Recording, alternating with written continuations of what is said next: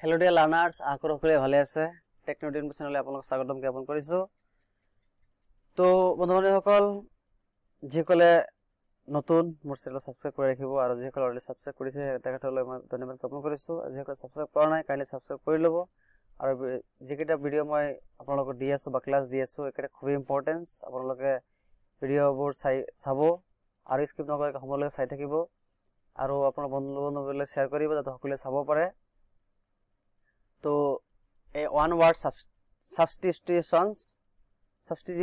এটা শব্দৰ প্ৰতিস্থাপন কৰা বা এটা শব্দত প্ৰকাশ কৰিব দিছে তো এইটো খুব এটা ইম্পৰ্টেন্স কন্টেন্ট বা ক্লাস তো এনেকা যেটো ওয়ান ওয়াৰ্ডত যদি প্ৰকাশ কৰিব দিয়ে এনেকা বহুত সেন্টেন্স পৰীক্ষাত আহে বা এই জোৱা যেটো এক্সাম গৈছে গল 15 সেপ্টেম্বৰত এৰিয়াৰৰ এইটো তো দুটা মান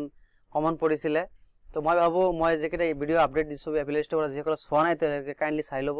খুবই হেল্পফুল ভিডিও হয় বা খুবই ইনফরমেটিভ তো কাইন্ডলি চাবো প্লেলিস্ট টেকনোলজি ইনফো চ্যানেলৰ প্লেলিস্টত গৈ চাবো বহুত ধৰণৰ মই কন্টেন্ট বা ক্লাস দিছো আপোনাক চাই ল'ব কাইন্ডলি আৰু যেসকলে হয়তো ভাবি আছে যে ইয়াৰ পৰা কিছুমান বস্তু আয়ত্ত কৰিব পাৰিম তো কাইন্ডলি আপোনালোকে ভিডিও শেয়াৰ কৰিব আৰু স্কিপ নকৰি সম্পূৰ্ণকৈ চাব বুলি মই আপোনালোকক ৰিকুৱেষ্ট কৰিছো ৰাইট তো আপোনালোকে বলক আৰু এতিয়া আৰু দেৰি নকৰো এটা শব্দ প্ৰকাশ কৰা কেনেকুৱা ধৰণৰ বাক্য আহে পৰীক্ষাত মই আপোনালোকক দেখাই দি আছো এতিয়া হল এনামত কৈছে যে a place where babies নহয় babies right a place where babies শিশু are kept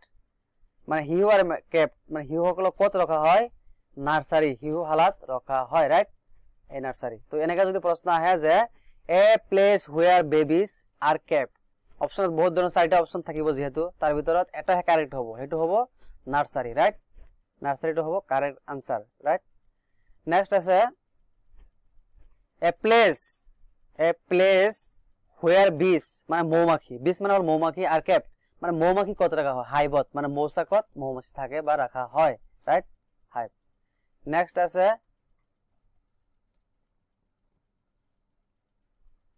নেক্সট আছে a place where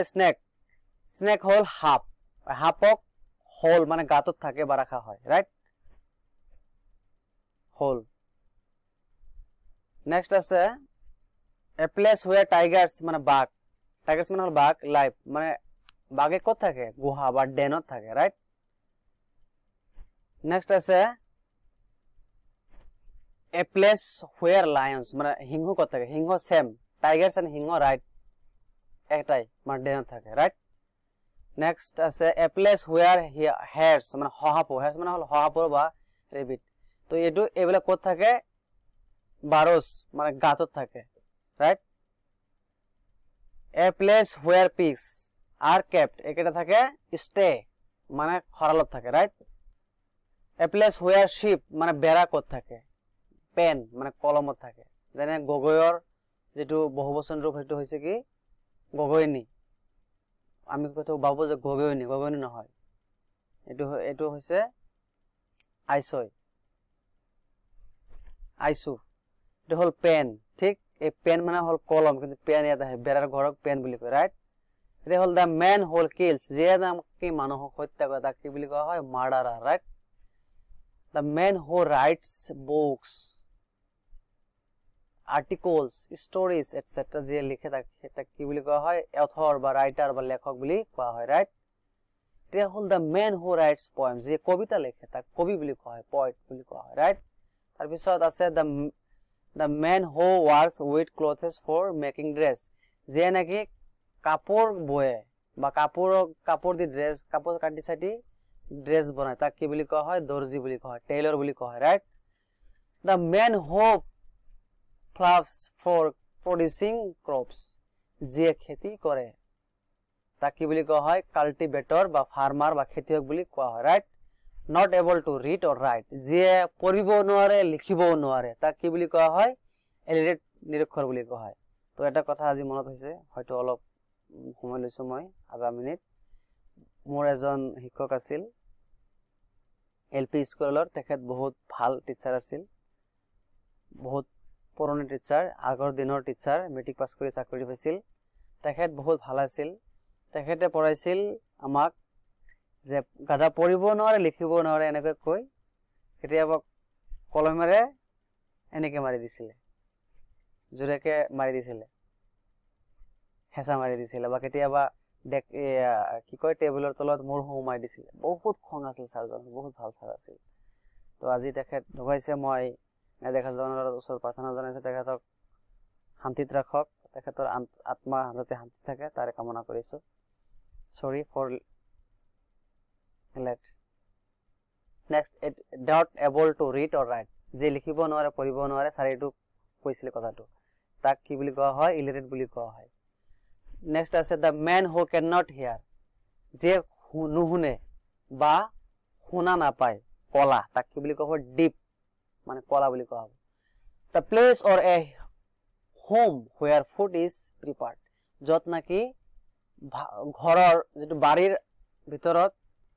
যতি খোৱা খাদ্য প্ৰস্তুত কৰা হয় তাক কি বুলি কোৱা হয় পাকঘৰ বা কিচেন বুলি কোৱা হয় ৰাইট নেক্সট আছে হি আহি গৈছে ইয়াতে হো লাভস হিজ কান্ট্ৰি যিয়ে নিজৰ দেশক ভাল পায় তাক কি বুলি কোৱা হ'ব পেট্ৰায়ট বুলি কোৱা হ'ব মানে দেশ প্ৰেমী বুলি কোৱা হ'ব ৰাইট নেক্সট আছে the man who cannot walk যে নাকি খোজকাঢ়িব নোৱাৰে তাক লেম বা খৰা বুলি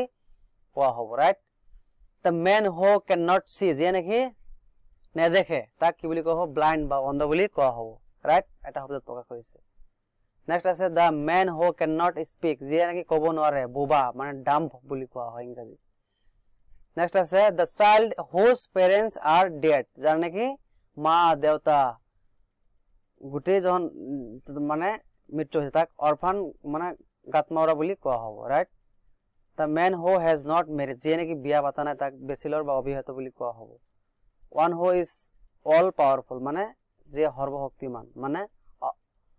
omnipotence বুলি কোৱা হ'ব ৰাইট তাৰপিছত নেক্সট অৰ্থাৎ আজি last word sentence one who is present everywhere যাক নাকি আমি যতে ততে দেখা পাওঁ হেতু হ'ব omnipresent মানে সৰ্বব্যাপক বুলি কোৱা হ'ব please subscribe like and share বুলি লিখি দিছো কৰি দিব তো আজিৰ কাৰণে